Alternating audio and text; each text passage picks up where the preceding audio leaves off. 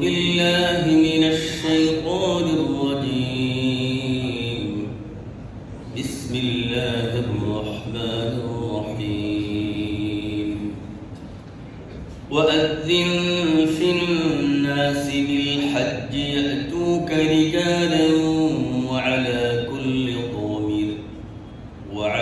كل ضامر يأتين من كل فج عميق وقال النبي صلى الله عليه وسلم الحج المبرور ليس له الجزاء إلا الجنة أو كما قال عليه الصلاة والسلام صدق الله مولانا العظيم وصدق رسوله النبي الكريم ونحن على ذلك لمن الشاهدين والشاكرين والحمد لله رب العالمين اللهم صل على محمد وعلى آل محمد كما صليت على إبراهيم وعلى آل إبراهيم إنك حميد مجيد اللهم بارك على محمد وعلى آل محمد كما باركت على إبراهيم وعلى آل إبراهيم إنك حميد مجيد الحمد لله মহিয়ান গরিয়ান সর্বশক্তিমান মহান রব্বুল আলামিনের অসংখ্য নিয়ামতের মধ্য দিয়ে আমরা পৃথিবীর জীবন শুরু করতে আজ প্রত্যেকে একটি স্থানে এসে পৌঁছতে পেরেছি এবং এমন একদিন আসবে যে আমরা থাকবো না, চলে যাব।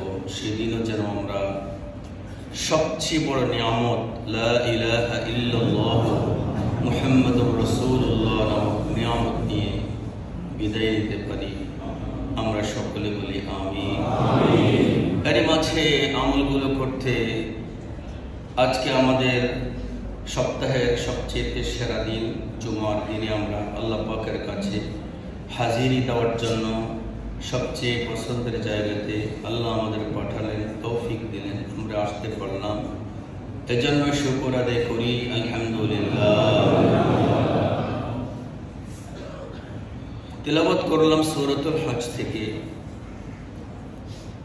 আমরা আলোচনা করতেছিলাম এক এক পর্বে, এক এক জুমাতে এক একটি জিনিস। গত শুক্রবারে আলোচনা করেছিলাম সূরা ফিলকে কেন্দ্র করে বাইতুল্লাহর সাথে কি সম্পর্ক। আজকে আমরা আলোচনা করব সূরা হজ থেকে একখানা আয়াত। আল্লাহ তাআলা হযরত ইব্রাহিম আলাইহিস সালাতু ওয়াস সালামকে অর্ডার করেছিলেন আযান দেওয়ার জন্য। কি দেওয়ার জন্য? যারা আযান দেয় এদেরকে ইমাম বলে না মুয়াজ্জিন বলে? কিন্তু আল্লাহ তাআলা ইব্রাহিমকে বলছেন আমি তোমাকে ইমাম বানাইছি। সুবহানাল্লাহ।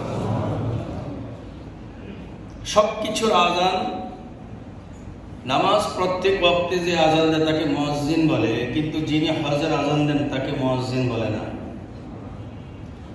আল্লাহ বলেন আমি তোমাকে ইমাম বানিয়েছি, তুমি ইমাম হয়ে আযান দিবা। তা আল্লাহ বলেন আমি ইব্রাহিম তুমি আযান দাও। কোথায় আযান দিলেন? আল্লাহর নির্দেশ ছিল যেখানে, সেখানে তিনি উঠলেন। বাইতুল্লাহর একেবারে কাছাকাছি যে পাহাড়, সফা এবং মারওয়ার পূর্ব পাশে যে পাহাড় জাবালে আবু কুবাইস। প্রত্যেক সপ্তাহে আমরা হজের কথা বলি, বিরক্ত লাগতেছে না তো? হজ এটা বিরক্তির কোনো জায়গা নয়, বিরক্তির কোনো বিষয় নয়। হজের আলোচনা আরো অনেক লম্বা।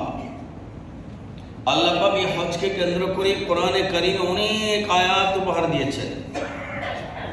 সূরা ইব্রাহিম নামে একটি সূরাই আছে, এর মধ্যেও বাইতুল্লাহর সাথে সম্পৃক্ত অনেক আয়াত এবং হজের নামে একটা সূরাই আছে। এই আয়াতের এই সূরার ভিতরে আল্লাহ তাআলা ইব্রাহিমকে এই আয়াত যেটি আমি তেলাওয়াত করলাম, আল্লাহ পাক অর্ডার করলেন তুমি আযান দাও। এছাড়াও সূরা বাকারাতে লম্বা আলোচনা আছে, যেটি আমি প্রথম দিন তেলাওয়াত করে কিছু আলোচনা করলাম। তারই ধারাবাহিকতায় সূরা আলী ইমরানের একখানা আয়াত, ওই আয়াতের অবশিষ্ট কিছু কথা আলোচনা আমরা করব ইনশাআল্লাহ। তো আল্লাহ পাক অর্ডার করলেন তুমি আযান দাও। আযান দিলেন কে? হযরত ইব্রাহিম আলাইহিস সালাম। তো হযরত ইব্রাহিম আলাইহিস সালাম আযান দেওয়ার জন্য জাবালে আবু কুবাইস আরোহণ করে তিনি পৃথিবীর সব মানুষকে আযান দিলেন। কিন্তু তার আগে আল্লাহ তাআলাকে জিজ্ঞেস করলেন যে আল্লাহ তাআলা আমার এই আযান কাদের জন্য? এখানে তো কেউ নেই, আযান তো প্রতিবেশীর জন্য হয়। এই মসজিদে আযান হইলে এটা যদি আরেক মসজিদের প্রতিবেশীর কাছে আওয়াজ যায়, জবাব দেওয়া জরুরি না। মাসআলাটা খেয়াল রাখবেন। আমাদের এই মসজিদের মাইকের আওয়াজ এমন একটা মহল্লায় গেল যেখানে একটা মসজিদ আছে, ওই মহল্লার প্রতিবেশীদের উপরে এই মসজিদের জবাব দেওয়া জরুরি নয়, কিন্তু আমাদের এই মসজিদের মহল্লার মানুষের উপরে আমাদের এই আযানের জবাব দেওয়া জরুরি। একবার আযানের জবাব দিলে দ্বিতীয়বার আযানের জবাব দেওয়া জরুরি নয়। হযরত ইব্রাহিম বলছেন যে আল্লাহ, মানুষ তো, আমি তো আযান দিব আমার এই প্রতিবেশীদের জন্য। আমি যেখানে আযান দিব আমি তো ডানেও তাকায় দেখি কেউ নাই, বামেও তাকায় দেখি কেউ নাই, কেউ তো এখানে নেই, আমি আযান দিব কার জন্য? তখন আল্লাহ বললেন এই আযান মহল্লা কেন্দ্রিক নয়, এটা হলো বিশ্বব্যাপী। এজন্য আল্লাহ তাআলা বিন্নাস বলছেন, ওয়াযযিন ফিন্নাসি বিল হজ্জি ইয়াতুকা রিজালা। আজকে আমরা মসজিদে পায়ে হেঁটে এসেছি, যারা একটু দূরে তারা মোটরসাইকেল অথবা রিক্সা অন্য কোনো বাহন দিয়ে এসেছে। তো আল্লাহ তাআলা বলেন তুমি যে এখানে আযান দিলে, অনেক দূর থেকেও পায়ে হেঁটে মানুষ আমার এই ঘরে আসবে। এটা বাহন থাকলে না না থাকলে? বলেন, বাহন যদি না থাকে, বাহন আছে তারপরেও পায়ে হেঁটে যাওয়া, এটা কোনো বুজুর্গি নয়। বাহন আছে, ইচ্ছে করলে আমি বিমানে যেতে পারি, তারপরেও সাইকেল চালায় রওনা হওয়া আসেনি, বাংলাদেশ থেকে যায়নি। এই যে যাওয়াটা, এটা ভাইরাল হওয়ার জন্য, রিয়াউ সুমআ, আরবিতে এটাকে বলে রিয়াউ সুমআ, বর্তমানে লেটেস্ট ইংরেজি এটাকে বলে ভাইরাল, যে জনগণ তারে চিনুক, এই চেনার জন্যই কাজ। আল্লাহ বলেন তুমি দেখবা তোমার এই আওয়াজ সারা বিশ্বে আমি আল্লাহ পৌঁছাবো। আছে যারা তাদের কাছে, নাই যারা তাদের কাছে, মায়ের গর্ভে যারা তাদের কাছে, বাবার পৃষ্ঠদেশে যারা তাদের কাছে, গাছের ফলে যারা তাদের কাছে, ফসলে যারা তাদের কাছে, ফল ফসলে আসে নাই মাটিতে মিশে আছে যারা তাদের কাছে, কেউ বাকি নেই। আলহামদুলিল্লাহ, আমিও সেই লাব্বাইক শব্দ বলেছি, যেহেতু হজ করেছি। আপনারাও অনেকে বলেছেন, অনেকে এখনো বলেন নাই। যারা যারা বলি নাই বলতে রাজি আছি, কে কে দেখি হাতটা দেখাই ইনশাআল্লাহ। সবাই যেহেতু হাত তুলেছেন, আল্লাহ আমাদেরকে পুনরায় সকলকে আবার যাওয়ার তৌফিক দান। তবে এবার একটা মাসআলা বলে দিই, যারা আমরা একবার হজ করেছি, ফরজ শেষ, আসরের নামাজ যারা একবার পড়ে ফেলে একা একা, মসজিদে এসে দেখতেছে উপরে জামাত চলতেছে, দেখি আমিও পড়ি আল্লাহু আকবার, সব হবে? এত সোজা না। আসরের নামাজ দ্বিতীয়বার আর পড়া যায় না। এই জন্য ফরজ যে একবার করবে তার একবারই ফরজ আদায় হয়ে যাবে, কিন্তু নফল করা অনুমতি আছে। হজ নফল করার অনুমতি আছে। নফল হজ করবে কি, এটাও আমাদের জানা থাকতে হবে। বর্তমান বিশ্বে অনেক দেশে এমন আছে মুসলমানরা না খাওয়া, মুসলমানদের টাকার দরকার, মুসলমানদের অস্ত্রের দরকার, মুসলমানদের যুদ্ধ করার জন্য অনেক কিছুর দরকার।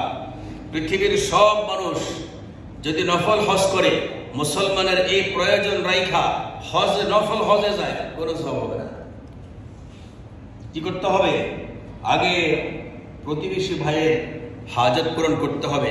কারো পেটে খাবার নাই, তাকে খাবার দিতে হবে। কারো গায়ে বস্ত্র নাই, তাকে বস্ত্র দেওয়া লাগবে। কারো থাকার জায়গা নাই, তাকে থাকার জায়গার ব্যবস্থা করে দিতে হবে। কেউ কাফের কর্তৃক নির্যাতিত, তাকে অর্থ দিয়ে সাহায্য করে, অস্ত্র দিয়ে, জনবল যা কিছু লাগে সবকিছু দিয়ে তারা সাহায্য করতে হবে। হযরত ইমাম আযম আবু হানিফা রাহমাতুল্লাহি আলাইহি, ওনার স্টার মার্ক অনেক ছাত্র ছিলেন। তার মধ্যে সবার পরিচিত একজন ছাত্র হযরত আব্দুল্লাহ ইবনে মুবারক রাহমাতুল্লাহি আলাইহি। ওনার বাবা অত শিক্ষিত ছিলেন না, কামলা ছিলেন, অনেক বড় বুজুর্গ ছিলেন, অনেক বড় বুজুর্গ ছিলেন। মুবারক আব্দুল্লাহ তার ছেলে অনেক বড় আলেম ছিলেন। রওনা করেছেন, হজে যাবেন। রাস্তায় গিয়ে দেখতেছে ডাস্টবিন থেকে ছোট একটা বাচ্চা, মরা মুরগির বাচ্চা তুলে নিয়ে বাড়িতে যাচ্ছে। আব্দুল্লাহ ইবনে মুবারক ডেকে জিজ্ঞেস করলেন, এটা কি? ওই পিচ্ছি বলতেছে, এটা মুরগির বাচ্চা। ওর তো মরা, কি করবা? খাবো। মানে হুজুর, আমাদের ঘরে আজকে অনেকদিন পর্যন্ত খাবার নাই, এই মরা মুরগির বাচ্চা আমরা এই ছাড়া আর কিছু পাই নাই, অনেক দিন পর্যন্ত খাবার খুঁজতেছি। এই ডাস্টবিনে এসে দেখলাম মুরগির এই মরা বাচ্চাটা, তাই মনে করলাম এটাই নিয়ে আমরা বাসা পাক করে খাবো। হযরত আব্দুল্লাহ ইবনে মুবারক যাত্রীদের সকলকে দাঁড় করালেন, আজকের এই সফরে তোমাদের কার কার ফরজ হজ, শুধু তারা যাও যাদের উপরে ফরজ আদায় হয়ে গেছে নফল হজ, তোমরা তোমাদের হজের খরচাটা আমার কাছে জমা দাও। আমি একটু খোঁজ করে দেখবো এই মহল্লায় আর কোন মানুষ না খাওয়া। পরে তিনি করলেন কি, সবগুলো টাকা কালেকশন করলেন, সকলে দিলেন। ওলামায়ে কেরামের কথা না শুনলে তো অনেক কিছু বাস্তবায়ন করা যায় না। ওলামায়ে কেরামের কথা মতো চলা এটা আমাদের উপর দায়িত্ব। এখন আমাদের কাছে নবী আর নাই, আসবেও না। না একজন নবী আসবে, আর কোন নবী আসবে? কোন নবী আর আসবেও না। এই শরীয়ত চালাবে যারা, এরাই ওয়ারাসাতুল আম্বিয়া। এরা কোন সিদ্ধান্ত দিলে এই সিদ্ধান্ত মানতে হবে। আল্লামা তাকি উসমানী দামাত বারাকাতুহুম গত 2 মাস আগে একটি ওয়ার্নিং করেছিলেন, আপনারা কেউ নফল উমরা হজে যাবেন না, উমরায় যাবেন না। উমরার টাকাটা গাজায় পাঠান, পাঠানোর ব্যবস্থা করে পাঠান। কারণ গাজার উপরে বর্তমানে তুর্কিরও হামলা চলছে। কেননে? যে গাজাতে বোমা বিস্ফোরিত হয়েছে, ওই বোমার একটি খণ্ডচিত্রে দেখা গেছে তুর্কি লেখা। এখন তুর্কিতে হয়তো তুর্কি থেকে বোমাটা কিনেছে অথবা ফ্রি দিয়েছে।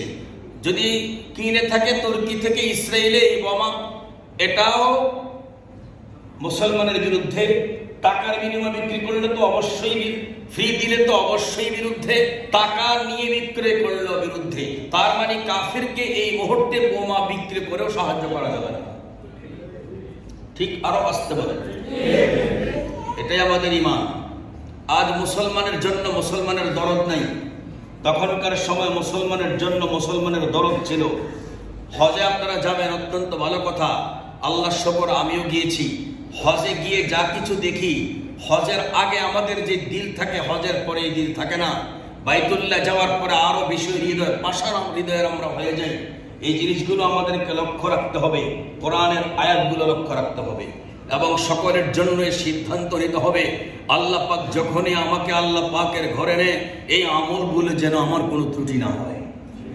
দেখুন আল্লাহ কি বলেন, ফীহি আয়াতুন বায়িনাতুন মাকামু ইব্রাহিম ওয়া মান দাখালাহু কানা আমিনা ওয়ালিল্লাহি আলান নাসি হিজ্জুল বাইতি মান ইসতাতা ইলাইহি সাবিলা ওয়া মান কাফারা ফা ইন্নাল্লাহা গনিয়্যুন আনিল আলামিন। আল্লাহ বলেন, বাইতুল্লাহ তোমরা গেলে আমার অনেক নিদর্শন দেখবা। দেখেছেন আপনারা আল্লাহ পাকের নিদর্শন? যত তাকায় থাকবেন বাইতুল্লাহর গিলাফের দিকে চক্ষু ফেরত আসবেন, এটা একটা নিদর্শন, ঠিক না? বাইতুল্লাহর গিলাফের দিকে আপনি যত তাকাবেন তত মজা লাগবে। তার মানে আপনার আমার গুনাহ মাফ হইতেছে। এটা থেকে কোনোদিন চক্ষু ফেরত আনতে মন চায় না। নীল আকাশের দিকে তাকাইতে যেমনে করে ভালো লাগে, খালি আকাশে, সূর্যমুক্ত আকাশে, ওই পানির দিকে তাকাইতে যেমনে করে মজা লাগে, তার চাইতেও বেশি মজা লাগে বাইতুল্লাহর কালো গিলাফের, স্বর্ণখচিত গিলাফের দিকে তাকাতে। অথচ আকাশের দিকে তাকালে কোনো সওয়াব নাই, পানির দিকে তাকালে কোনো সওয়াব নাই। শুধু তাকায় থাকলে বাইতুল্লাহর ওই কালো গিলাফের দিকে তাকায় থাকলে এক এক তাকানোতে 20টি করে নেক দেওয়া হয়। এজন্য মুহাব্বতের সাথে তাকাতে হবে। এক নিদর্শন আল্লাহ তাআলা, আল্লাহ স্পষ্ট করে বলেন ফিহি আয়াতুন বাইয়িনাতুন মিন মাকামি ইব্রাহিম। হযরত ইব্রাহিম আলাইহিস সালামের সাথে বাইতুল্লাহর অনেক সম্পর্ক আছে না নাই? বাইতুল্লাহ বানানোর পরেই তো আল্লাহ তাআলা বলেছেন আযান দাও, তো তিনি আযান দিলেন। আমরা সেখান থেকে আয়াতটুকু আমরা আলোচনা করতে গিয়ে আবার ব্যাক টানলাম। এটা আল্লাহ তাআলা এখানে মাকাম ইব্রাহিম আয়াতের মধ্যে দিলেন। এটা কি? এটা ওই পাথর, যেই পাথরে হযরত ইব্রাহিমকে উপরে উঠাতেন। যেমন আপনার ওয়াল করতে করতে এমন একটা জায়গায় গেল, এখন আর আপনার লাগবেন না, নাগালের বাইরে চলে গেছে, এখন আপনি করবেনটা কি? তো আমাদের মিস্ত্রিরা যে কাজটা করে, তারা বাঁশ বাঁধে, বাঁশে তারা ঝুলে ঝুলে ঝুলে তারা লাগায়, অথবা তারা টুল ব্যবহার করে, টুল ব্যবহার করে সেখান থেকে তারা ইটগুলো ব্যবহার করে, ইট লাগায়। আল্লাহ বলেন তোমার কোনো কিছু লাগবে না, একটা ছোট পাথর, এটাতে তুমি পাও রাখো, জুতার চাই একটু উঁচা, ঠিক না? মাকাম ইব্রাহিমের জিনিসটা আপনারা তো দেখতেছেন এটা উপরে, আসলে তো এটা ভিতরে ছোট্ট একটা জিনিস। তুমি এই জায়গায় পাও রাখো, এই জায়গায় পাও রাখলে তোমার কাজ, এই পাথর তোমাকে সহযোগিতা করে যাবে। একটা ইট উঠায় লাগ পায় না, পাথরটা 1 ফুট পরিমাণ উঁচা হয়। এইভাবে বাইতুল্লাহর শেষ ইট লাগানো পর্যন্ত হযরত ইব্রাহিমের সহযোগী হিসেবে এই মাকাম ইব্রাহিমের এই পাথরটুকু তার সাহায্য করে। জমজমের পানি আল্লাহ পাকের এক নিদর্শন, ঠিক না? আলহামদুলিল্লাহ আমার এই এখনো কিন্তু চোখে চশমা লাগে না, কোনো পাওয়ার নেই। তো এমনিতেই সবকিছু দেখি, ছোট লেখা বড় লেখা যে কোনো লেখা সবই দেখি। হঠাৎ একদিন দেখলাম আমার এই চোখে কেমন যেন অবস্থা খারাপ। খারাপটা কেমন? মনে হয় যেন বাহিরের থেকে কোনো একটা পাথরের টুকরা পড়ে ছিদ্র হয়ে গেছে, ব্যথার পরিমাণটা এমন, চোখ খুলতে পারি না। হঠাৎ মনে পড়ে গেল আল্লাহর কোরআনের এই কথা, আর আমার সাথে সবসময় জমজম থাকে আলহামদুলিল্লাহ, কারণ আমি গেলে খুঁজে খুঁজে নিই, কেউ না দিলেও চায় চাই। যারা যারা হজ করতে যান তাইলে দেখবেন ঠিকই ফোন দিতেছি জমজমের জন্য। তো আমার কাছে 12 মাস থাকে। আমি বাসায় গিয়ে 2 ফোঁটা পানি, ওই যে হোমিও ওষুধের মতো, আবার ওই পানি থ্রো করবেন না, পানি নিক্ষেপ করবেন না, শুধুমাত্র আপনি আঙ্গুলের আগা অথবা একটি ড্রপ নিয়ে চোখে আমি মাত্র 2 ফোঁটা দিয়ে চক্ষু বন্ধ করে খোলার পরে দেখলাম ওই ব্যথাও নাই, যন্ত্রণাও নাই। এজন্য মুহাদ্দিসিনে কারাম বলেন যে এই জমজমের পানি ক্ষুধার্ত মানুষের ক্ষুধা নিবারণ করে এবং অসুস্থ মানুষের চিকিৎসা করে। ক্ষুধার্ত মানুষের ক্ষুধা নিবারণ করে। আপনি অত্যন্ত ক্ষুধার্ত, সকালবেলায় গেলেন বাইতুল্লাহ, ওই সেই সকালবেলায়, তার মানে তাহাজ্জুদের সময়, তাহাজ্জুদ পড়লেন, ফজর পড়লেন, ফজরের পরে সূর্য উদিত হওয়া পর্যন্ত আমাদের দেশে তো আমরা অনেক পরে ফজরের নামাজ পড়ি। আমরা ফজর পড়ি আসফিরু বিল ফাজর ফাইন্নাহু আ'যামু লিল আজর। ইমামে আযম আবু হানিফা বলছেন রাহমাতুল্লাহি আলাইহি, ফজরের নামাজের জামাত পড়ে ফেললে যদি কেউ আগে পড়ে ফেলে তাহলে মুসল্লি জামাত পায় না, মুসল্লি যেন জামাত পায়, এই জন্য তোমরা দেরি করে পড়ো। নবীজি বলছেন ফাইন্নাহু আ'যামু লিল আজর আসফিরু বিল ফজর, ফজরকে বেশি আলোকিত করে পড়ো। অর্থাৎ আগে পড়লে তো অন্ধকার, যত দেরি করে পড়বেন তত আলোকিত। আবার এত দেরিও করা যাবে না যে সালাম ফিরিয়ে গিয়ে সূর্য উঠে গেছে, এত দেরি করা যাবে। অর্থাৎ 2 রাকাত নামাজকে আপনি 2 বার পড়তে পারবেন। এতটুকু সময়কে রেখে ফজরের নামাজ পড়া, ফজরের নামাজকে এতটুকু সময় রেখে পড়লে এইটা আমাদের জন্য সব বেশি। নবীজি বলছেন আসফিরু বিল ফজর ফাইন্নাহু আ'যামু লিল আজর। কিন্তু ওই যে বাইতুল্লাহ কিন্তু এই টাইমে ফজর হয় না, অনেক আগে হয়। ফজর পড়ার পরে আজান শেষ, ইকামত শুরু। ফজর আজান শেষ, ইকামত শুরু, এরপরে গিয়ে নামাজের জামাত শেষ করার পরে সূর্য উদিত হওয়া পর্যন্ত এক লম্বা সময়। এত সময় পর্যন্ত আপনি সেখানে থাকবেন, কি করবেন? কাজ তো শুধু তওয়াফ, কাজ তো শুধু তওয়াফ। দেখবেন একটা বিড়াল অত্যন্ত ক্ষুধার্ত না হলে সে কিন্তু খাবারের চতুর্দিক চক্কর দেয় না। সে খুব ক্ষুধার্ত যখন হয় তখন সে ওই খাবারের চতুর্দিক শুধু ঘুরতে থাকে। আপনি তাকালে দেখবেন বিড়ালের মতো এত শৃঙ্খলা ঘোরা কেউ যেন আর ঘুরে না। আমি আর আপনি যখন বাইতুল্লাহর চতুর্দিকে ঘুরতে যাই, ঘুরতে গেলে হাঁটি, কখনো জোরে, কখনো আস্তে, কখনো একটু দাঁড়াইতে চেষ্টা করি, কখনো আবার ডানে বামে কাউরে যেন ডাক দেওয়ার চেষ্টা করি, কখনো যেন আবার এদিক সেদিক তাকাই। একটা বিড়াল তওয়াফ কিন্তু এইভাবে করে না, ও ঠিক তার খাবারের দিকে মুখটা ফিরাইয়া শুধু ঘুরতে থাকে। এইভাবেই তওয়াফ করা জরুরি। একজন মানুষ যখন বিড়ালের মতো তওয়াফ করে, সুবহানাল্লাহ। শাইখুল হাদিস জাকারিয়া রহমতুল্লাহি আলাইহির এক সুযোগ্য ছাত্র হযরত শেখ ইউনুস রহমতুল্লাহি আলাইহি, আমার উস্তাদ, হুজুর একদিন মদিনায়, ঘটনা আগেও অনেক আছে, সেগুলো বলবো না, শুধু বিড়ালের ঘটনাটা বলবো। রওজা শরীফ থেকে বেরিয়ে যখন জান্নাতুল বকিয়া গেলেন, সেখানে যাওয়ার পরে একটা বিড়াল দেখলেন। বিড়াল দেখার পরে তিনি দাঁড়ায় গেলেন, লোক যারা ছিল ওদেরকে দাঁড়াতে বললেন। বিড়ালটি যখন স্বাধীনভাবে চলে গেলেন, লোকেরা জিজ্ঞেস করলে দাঁড় করালেন কেন? বুঝলাম না। দাঁড় করালাম কেন? ওরে দেখে মনে হলো আমি ওর মতো তওয়াফ করতে জানি না। সুবহানাল্লাহ বলবেন না? ওরে দেখে মনে পড়লো আমি ওর মতো তওয়াফ করতে জানি না। একটা বিড়াল যত সুন্দর করে তওয়াফ করে, আমি আল্লাহর বান্দা হয়ে আমি এত সুন্দর করে তওয়াফ করতে জানি না। এজন্য আমার কাছে মনে হলো ওকে এই জায়গাতে শঙ্কা না দিয়ে আল্লাহর এই বান্দাকে আল্লাহ সর্বোচ্চ সুন্দর তওয়াফ শিখাইছেন। আমি একটু তাকে তাকায় তাকায় দেখি, আমি একটু স্বাদ অনুভব করি যে আজকের এই মদিনার জমিনে এই বিড়ালের জায়গা আছে, আমার তো জায়গা নেই।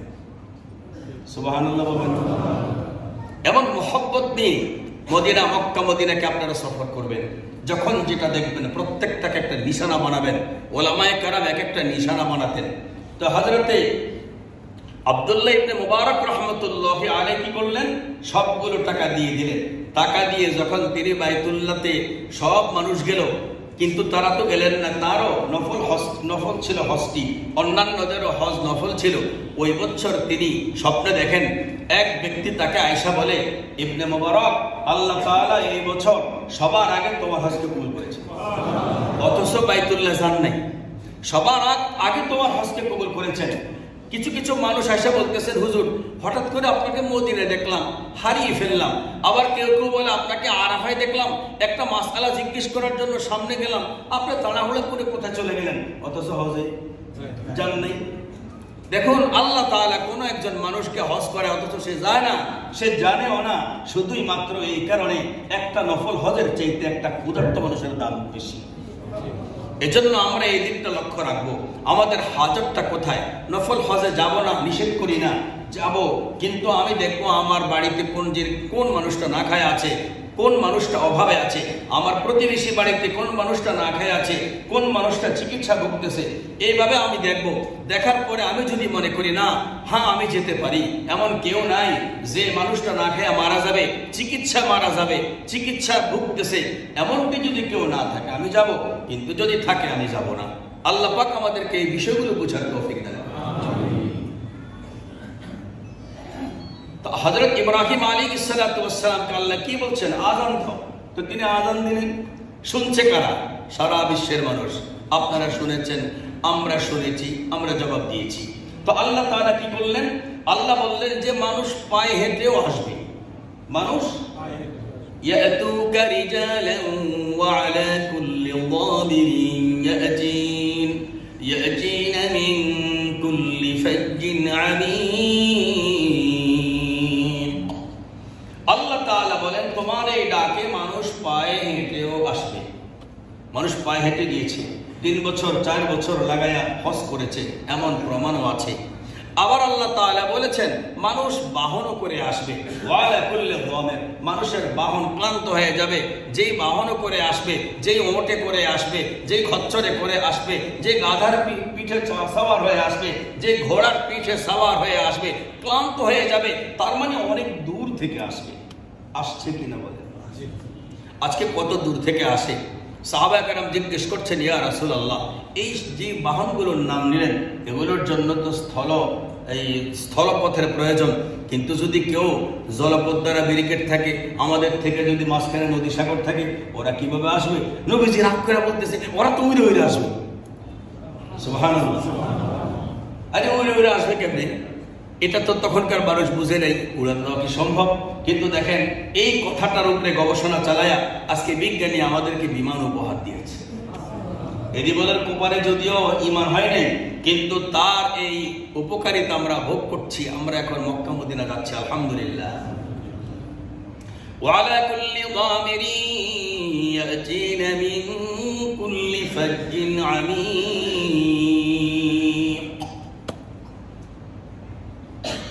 হযরত মালিক ইবনে দিনার রাহমাতুল্লাহি আলাইহি তিনি একদিন দেখতে পেলেন একজন প্যারালাইসিস রোগী, তিনি যাচ্ছেন তার রাস্তা দিয়ে। জিজ্ঞেস করছেন, ভাই কোথায় যাবেন? পরিচিত মানুষ। আমি তো অনেক দূরে যাবো। কোথায় যাবেন? কয় যাবো আমি হজ। তো আপনি হজে যাবেন, আপনি আমার থেকে একটা বাহন নিয়ে যান। আমি তো বাহন চালাইতে পারি না। এমন বাহন আপনাকে দিই যে বাহনের সাথে একজন লোক থাকবে, আপনি সেরে আসেন। এত বাহাদুরি করার জন্য আল্লাহর কাছে হাজিরা দিতে যাব না। সুবহানাল্লাহ। আমার নিজের নাই, মালিক কি দেখে না আমার যে শরীরে প্যারালাইসিস? উনি কি আমাকে ভালো করতে পারেন না? মালিক কি দেখে না যে আমার একটা বাহনের দরকার? আমি কেন আপনার থেকে বাহন নিতে যাব? এই কারণে বেশি বেশি দোয়া করতে হবে কার কাছে? এটা আমাদের আল্লাহ পাকের কাছে একটা শিক্ষা, হজের শিক্ষা। হজ আমাদেরকে এটা শিক্ষা দেয় যে একজন মানুষ দোয়া করতে করতে হজে গেছে, এমন বহুত প্রমাণ আছে। আমিও দোয়া করতে থাকবো, আল্লাহ আল্লাহুম্মা রযুকনা জিয়ারাতাল হারামাইন। আল্লাহ, আপনি আমাকে মক্কা মদিনার জিয়ারা করার তৌফিক দান করুন। আমি গেলাম বাইতুল্লাহ। আমি বাইতুল্লাহ গিয়ে অনেক নিশানা দেখলাম, জমজমের পানি। এই পানিকে নিয়ে আমি এটাকে পান করলাম, আমি এটাকে চিকিৎসা করলাম, এই পানি বহন করে আমি দেশে আনলাম, আমি এই পানি কাউকে দিলাম, এই পানিটা পেটে কাহারও গেল। আল্লাহ রসুল বলেন, এই পানির দ্বারা শুধুমাত্র মানুষের বাহ্যিক উপকার নয়, বরঞ্চ অভ্যন্তরের গুনাহ পর্যন্ত ধুয়ে দেয়। সুবহানাল্লাহ। মক্কাতে এমন পাথর আছে, আল্লাহ রাসূল সাল্লাল্লাহু আলাইহি ওয়াসাল্লাম বলেন, পাথরের সামনে দাঁড়ায়া হাতটা উঠায়া বলতে হবে আল্লাহকে, পাথরকে বলা যাবে না।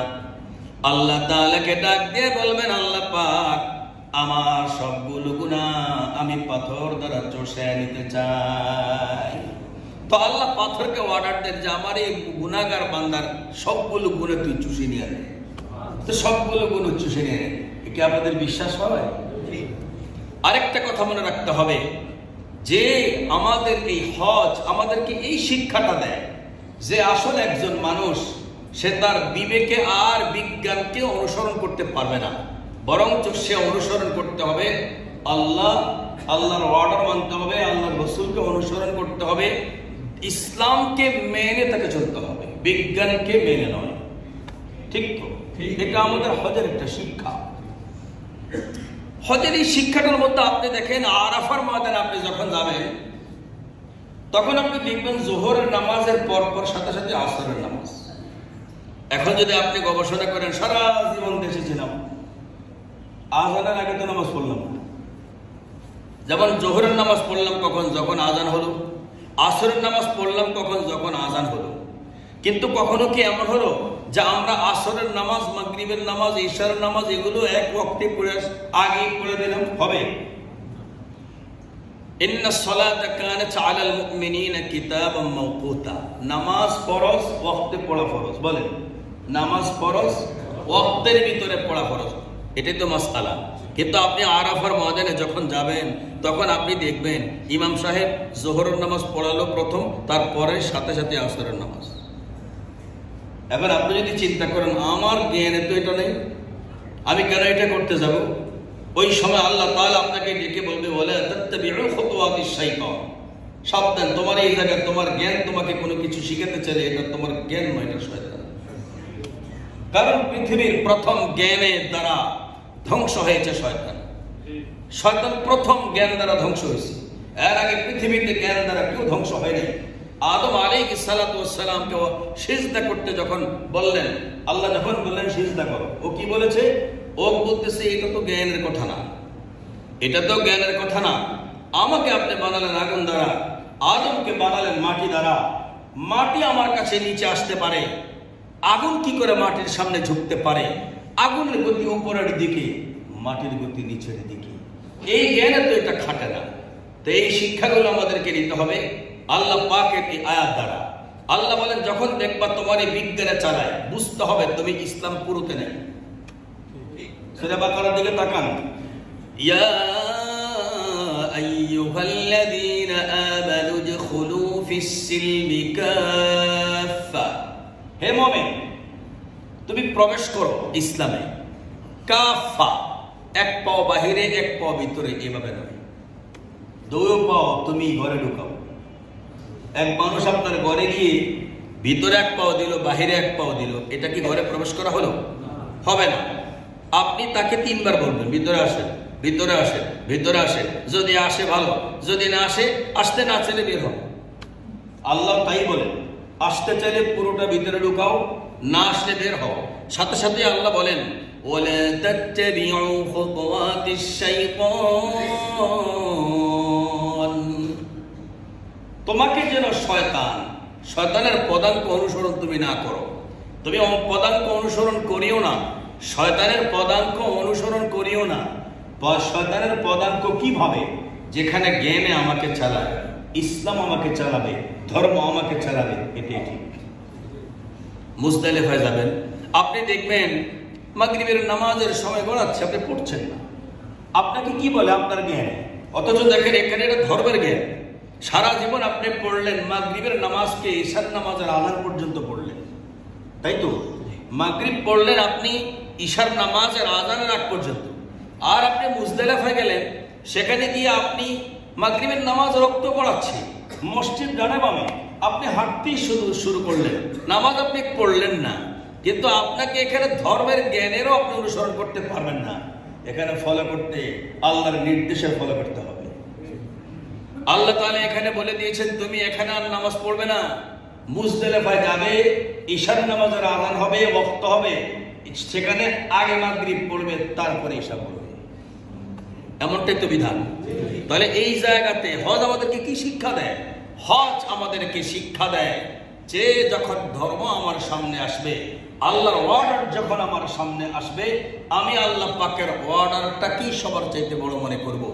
আমার আগের যদি কোনো বিদ্যা থাকে, আমার ওই বিদ্যাটা যদি এমন হয় যে আল্লাহর এই অর্ডারের সাথে সংঘর্ষ লাগে, আমারটার বাদ, আমারটাকে আমি মানব না। আমি এই জায়গাতে সব সময় আল্লাহ পাকের মহব্বতই বেশি দেখাবো।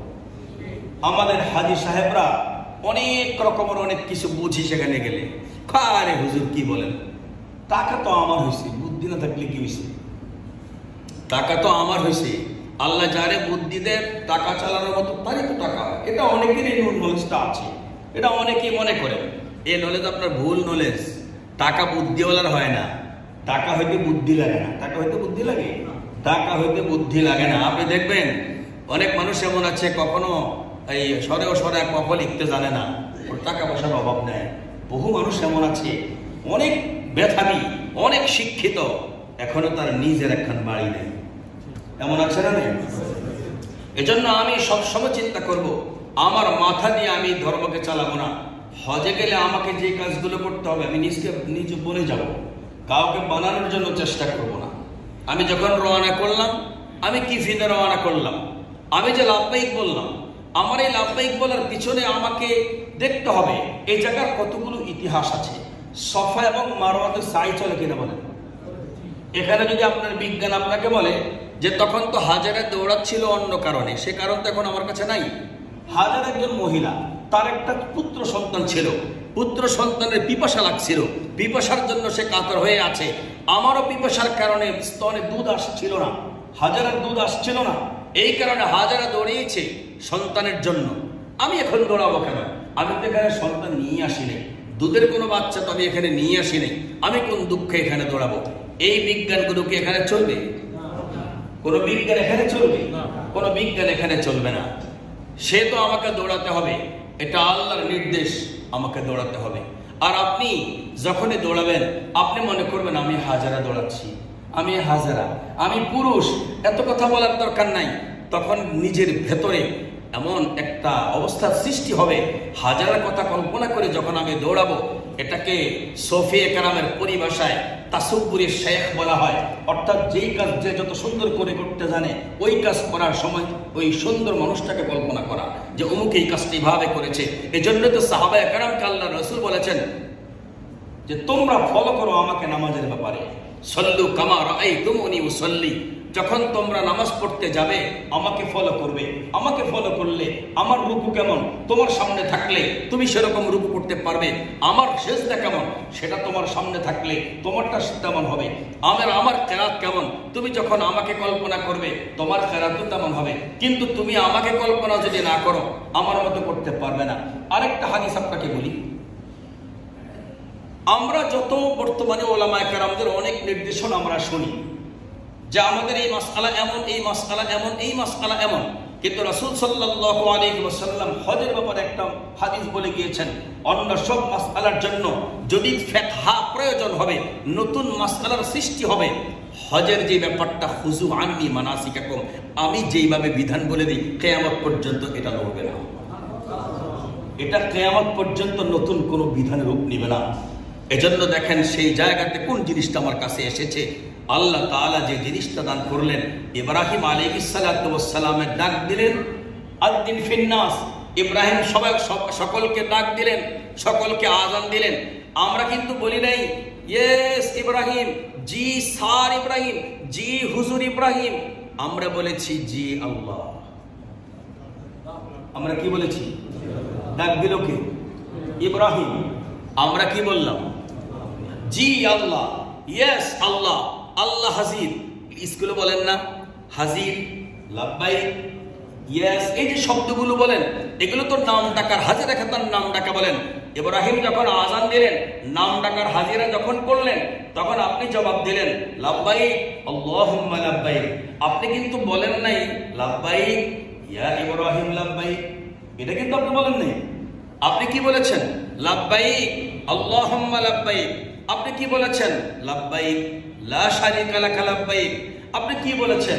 যে এটা বাইতুল্লাহ, এই জায়গার মধ্যে আমাকে যেতে হবে শিরিক মুক্ত হয়ে। শিরিকের কোনো বন্ধনই এই বাইতুল্লাহ যাওয়ার কোনোই অনুমতি নেই। যদি তারপরেও কেউ যায় তার দশাটা কেমন হবে? ওই যে রাসূল কারীম সাল্লাল্লাহু আলাইহি ওয়াসাল্লামের যুগে নবীজি জানাজা পড়ালেন, জানাজাও শেষ হলো, মদিনাতেও দাফন হবে, সবকিছু হয়ে গেছে, মদিনাতেও দাফন হয়েছে। আল্লাহ আয়াত নাযিল করে বলেছেন, হে রাসূল, জানাজা আপনি পড়ছেন, আপনি জানাজা পড়াইছেন, আপনার ইমামতিতে, আপনার সারা জীবন আপনার শব্দ আপনি কবুল করেছেন। আপনি কি জানেন এই জানাজা দেওয়ার পরে এটা জাহান্নামে জ্বালা দিয়েছেন?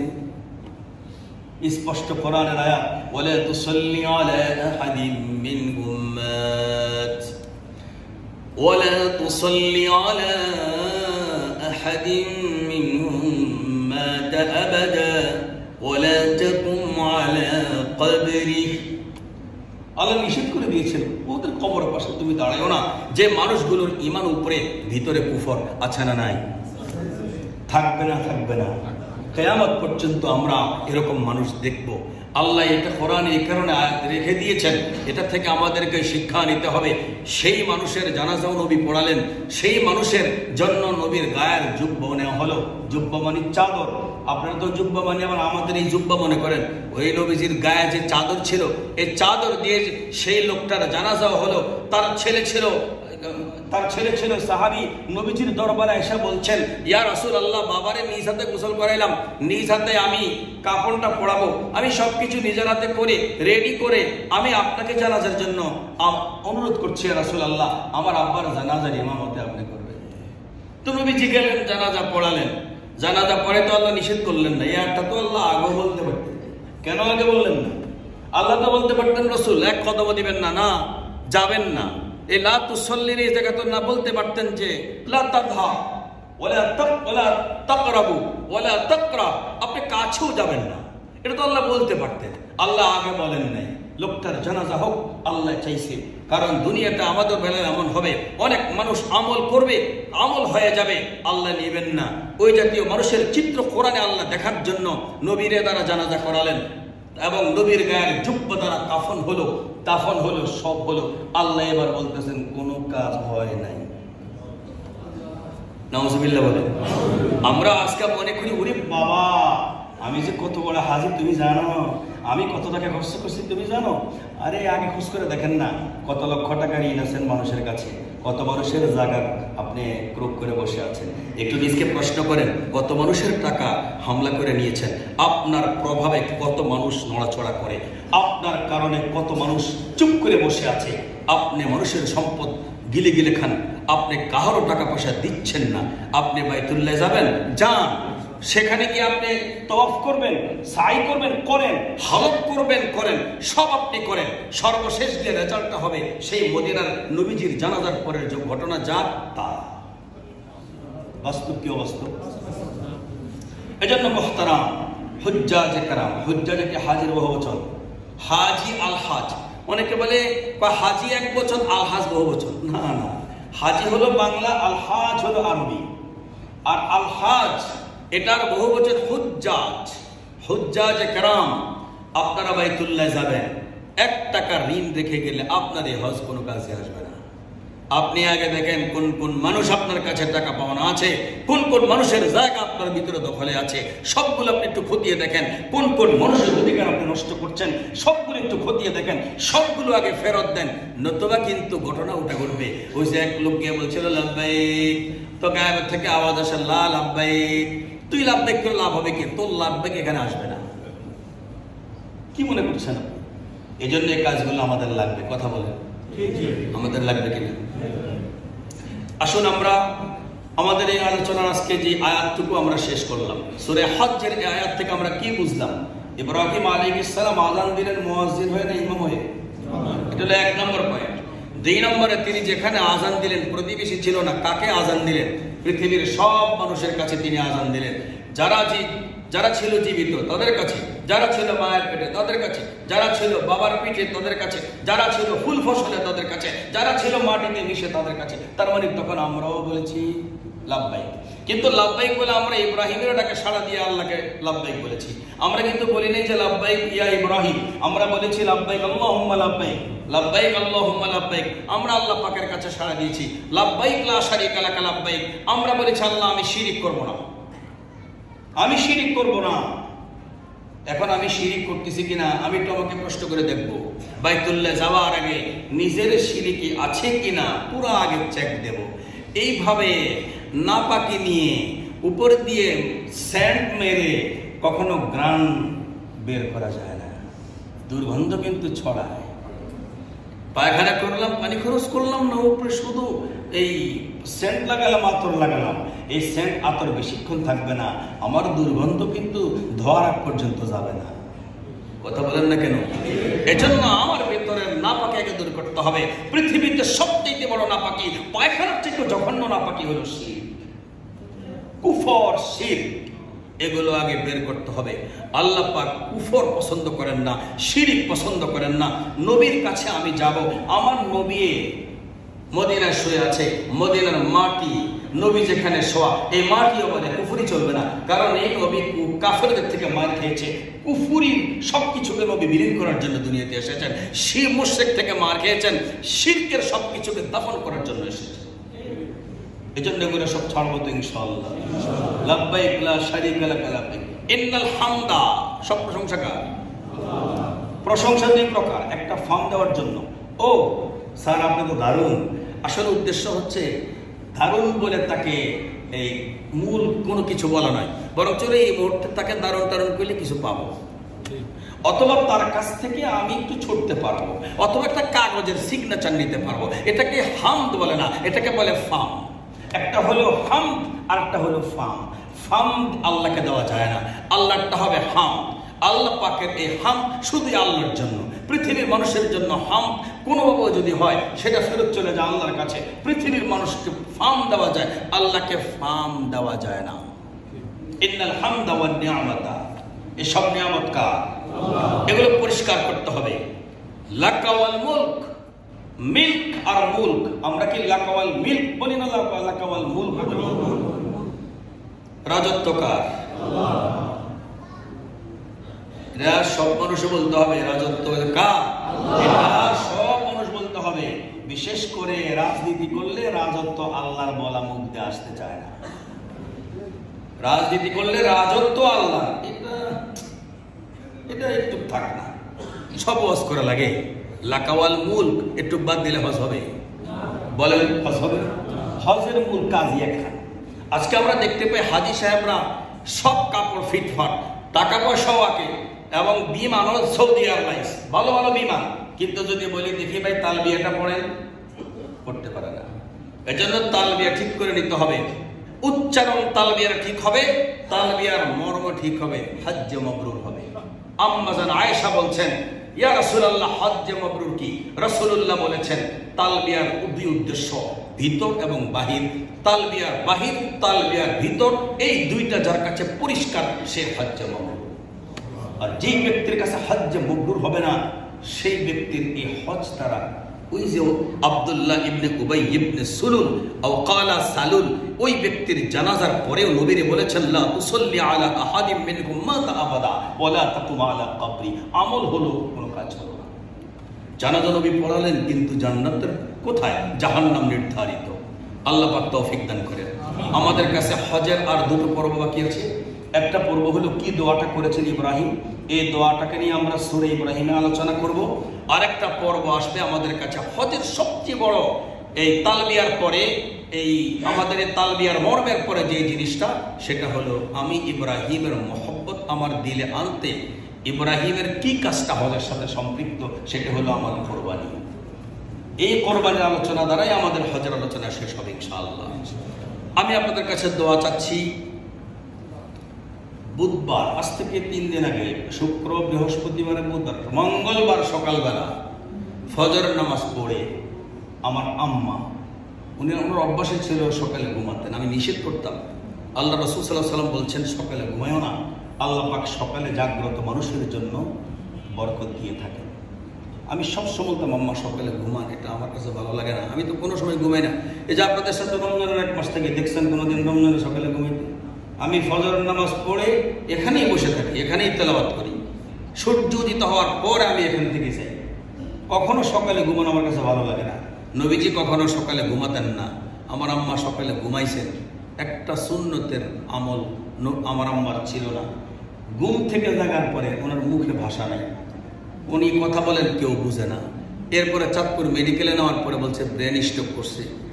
ওরা ঢাকা ট্রান্সফার করছে, ঢাকা আনার পরে ওরা বললো যে অতিরিক্ত মাত্রায়, অর্থাৎ মাইনার পয়েন্ট নয়, মেজর পয়েন্টে মাথার রক ছিঁড়ে রক্ত ব্রেনের মধ্যে অনেকটুকু জায়গা ছেদ করে জমাট হয়ে আছে।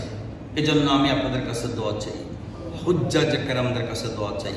আপনারা তো এখন থেকে আল্লাহর ঘরে যাবেন, মুসাফির যখন হবেন আপনাদের দোয়া কবুল হবে, জুমাতে দোয়া কবুল হবে, আসর থেকে মাগরিবে দোয়া কবুল হবে। ঢাকা মেডিকেলে ভর্তি আছে। আমি কিন্তু এই যে দেখতে পাচ্ছেন, আমি কিন্তু ঢাকা মেডিকেল থেকে এখানে আসছি, মেডিকেল থেকে পড়াইতে আসি, তাও প্রত্যেক দিন পড়াইতে যেতে পারি না। আমি চলে গেলে উনি তো কাউকে মনের জন্য চিনে না, আমি কিছুই জানি না, কিছুই বুঝি না। উনি কি বলে তাও কিছুই আমাদের বুঝে আসে না। এই বয়সের একজন মানুষ, যিনি 27 বছর বয়স, আমার আব্বা যখন ইন্তেকাল করেন, অনেকভাবে ওনাকে মানুষের বিবাহ দেওয়ার জন্য অনেক চেষ্টা করেছে। তিনি বলেছেন 60টা মানুষের জীবন নষ্ট করে এক জীবন আর সাজাতে চাই না। আমরা ভাই বোন 7 জন, আমাদের এই 7 জনের জীবনকে সাজানোর জন্য উনি ওনার জীবনটাকে কোরবান করে দিয়েছেন। এই জন্য আমি আপনাদের কাছে দোয়া চাচ্ছি, আল্লাহ তাআলা যেন আমার আম্মাকে সুস্থ করে দেন। এবং আমি আপনাদের কাছে দোয়া চাই, আপনাদের জন্য দোয়া করি।